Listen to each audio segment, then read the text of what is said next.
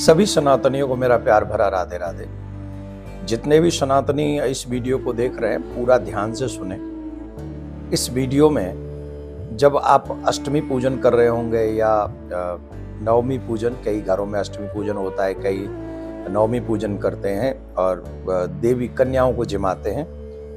ये वीडियो कन्याओं के भोजन कराने से पहले हम सबको सुन लेनी चाहिए। जिन जिन घरों में कन्या पूजन होता है, अगर विधान से कन्या पूजन हो जाए और उनकी सेवा सत्कार ढंग से हो जाए तो हमको बहुत कुछ प्राप्त हो सकता है। वेद व्यास जी महाराज ने ऐसा लिखा है कि अगर कन्या पूजन, कन्या कितनी आयु की होनी चाहिए, तो 5 साल से लेकर 7 साल या 8 साल, लास्ट 8 साल तक की कन्याओं का पूजन होना चाहिए, भोजन होना चाहिए और निष्ठा पूरी होनी चाहिए।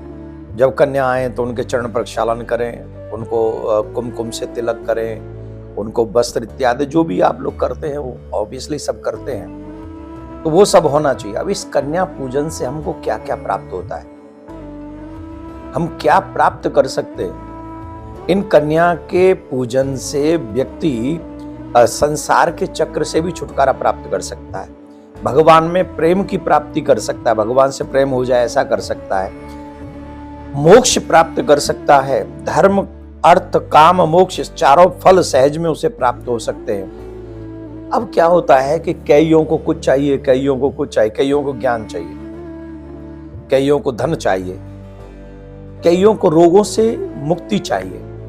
हमारे यहाँ 4 वर्ण हैं, ब्राह्मण, क्षत्रिय, वैश्य और चतुर्थ वर्ग। इन चारों वर्ग की कन्याओं का पूजन करने का विधान है हमारे सनातन। अगर आप ज्ञान चाहते हैं, आप चाहते हैं कि आपको ज्ञान की प्राप्ति हो, तो ज्ञान की प्राप्ति के लिए, विवेक की प्राप्ति के लिए आपको ब्राह्मण वंश में जन्मी हुई कन्याओं का आवाहन करना चाहिए, पूजन करना चाहिए, उनके चरण प्रक्षालन करने चाहिए और फिर द्रव्य दक्षिणा देकर, वस्त्र देकर, उनको भोजन कराकर उनको विदा करना चाहिए। ऐसा करने से आपको ईश्वरीय तत्व ज्ञान होता है, सांसारिक विद्या प्राप्त होती है, जिनसे हम कहते हैं हमारे बच्चे पढ़ते लिखते नहीं है। अगर आपके बच्चे भी कन्याओं का पूजन करें तो आपके बच्चों को मां सरस्वती प्रसन्न होकर विद्या प्रदान करेगी। अब कई लोग ऐसे होते हैं जिनको शत्रुओं से बड़ा भय रहता है, शत्रुओं से मुक्ति पाना चाहते हैं, जो इंटरनली बड़े कमजोर होते हैं, बड़े कमजोर रहते हैं, वो बहुत परेशान रहते हैं। कोई कहता है कि हमारी जमीन को कोई हत्या गया, मतलब कब्जा कर लिया है, हड़प रहा है, हमारे ऊपर केस चल रहे हैं, मुकदमा चल रहे हैं, बहुत परेशानी हो रही है। इन सब परेशानियों से निजात पाने के लिए हमें क्षत्रिय वंश में जन्म हुई कन्याओं का पूजन करना चाहिए। वही 5 से 8 साल 7 साल की आयु तक की कन्याओं का आप वृद्धि श्रद्धा से पूजन करें, चरण प्रक्षालन करें, उन्हें भोजन कराएं और द्रव्य दक्षिणा देकर उनको विदा करें, तो आपके ऊपर ऐसी कृपा होगी कि आपकी जो ये परेशानी मैंने गिनाई है उनसे आपको मुक्ति मिलेगी।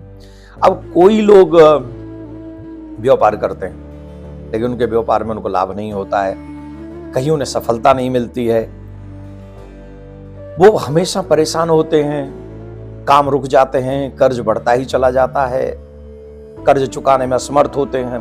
तो ऐसे लोगों को वैश्य वंश में जन्मी, मतलब वणिक परिवार में जन्मी हुई कन्याओं का, जिनकी आयु 5 से 8 साल ही होनी चाहिए, उन कन्याओं का पूजन उनको करना चाहिए विधान से।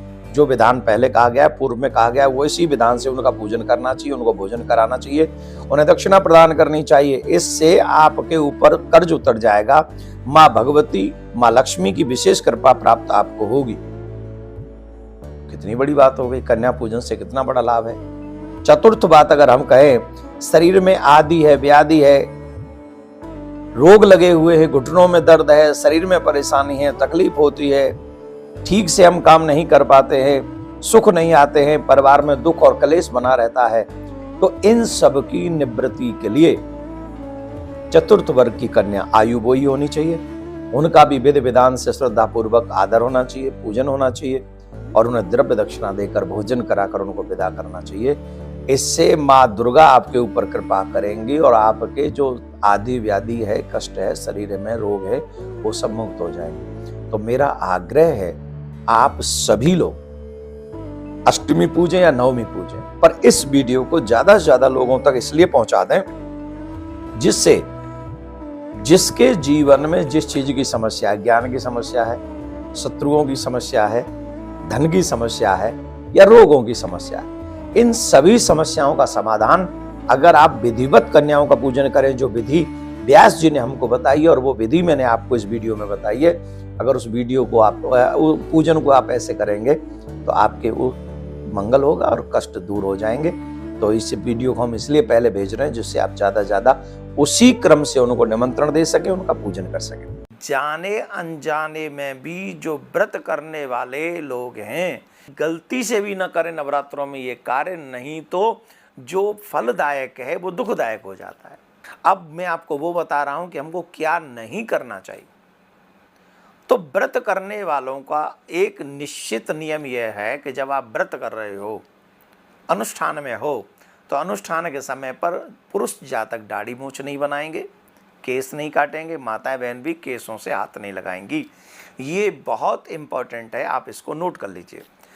दूसरे, जिन बर्तनों में आप भोजन बनाने वाले हैं या फलाहार बनाने वाले हैं, देवी माँ को भोग बनाने वाले हैं, वो बड़े शुद्ध होने चाहिए।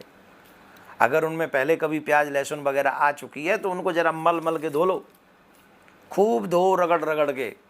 वैसे तो प्रयोग में लाओ नए बर्तन ही, अगर नए बर्तन ना हो तो हम इन्हें ढंग से स्वच्छ करें, उसके बाद ही देवी माँ का इसमें प्रसाद भोग बनाएं। और यहाँ प्याज लहसुन तक नहीं है तो अंडे वंडे की तो बात बेकार हो जाएगी, इसलिए घर से बाहर निकाल दो इन सब बुरी चीज़ों को। देवी माँ के लायक उस घर को स्वच्छ बनाओ, ये मेरा आपसे कहना है। जो लोग उपवास करते हैं, व्रत करते हैं, उन्हें गलती से भी एक गलती नहीं करनी चाहिए, उन्हें दिन में सोना नहीं चाहिए। अधिकांश लोग पूजा पाठ किए और पूजा पाठ करने के बाद झट बिस्तर पे सो गए। जब हम लोग, हमारे शास्त्रीय विधान है, जो व्यक्ति दिन में सोता है वो अपने पुण्यों को नष्ट करता है। और एक बात मैं आपको बता दूं, जो लोग व्रत करते हैं उन माता बहनों को, भाइयों को एक विशेष बात का ध्यान रखना चाहिए। कैसे? चमड़ा बनता किससे, बेल्ट बनते किससे, पर्स बनता किससे, जूते बनते किससे? मरे हुए पशुओं के चमड़े से। तो जब मरे हुए इंसान को ही छू लो तो अशुद्ध हो जाते हो, तो मरे हुए पशु के चमड़े को हम लोग 24 घंटे लाद रहे हैं।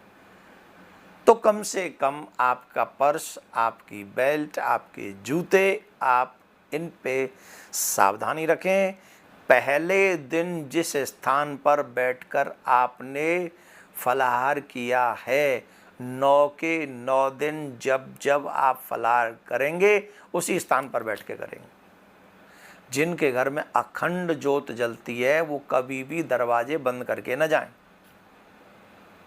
मतलब घर में कोई न कोई एक आध मेंबर होना चाहिए, घर खाली नहीं होना चाहिए। जब माता रानी हमारे घर में आ रही है, वो भी 9 दिन के लिए आ रही है, तो हमें पूर्ण स्वच्छता के साथ अपना घर बना के रखना चाहिए। सारी गंदगी चीज़ें जो है घर में से निकाल देनी चाहिए और हमेशा उस घर में एक आध व्यक्ति रहना चाहिए जहाँ पर अखंड ज्योत जलती है।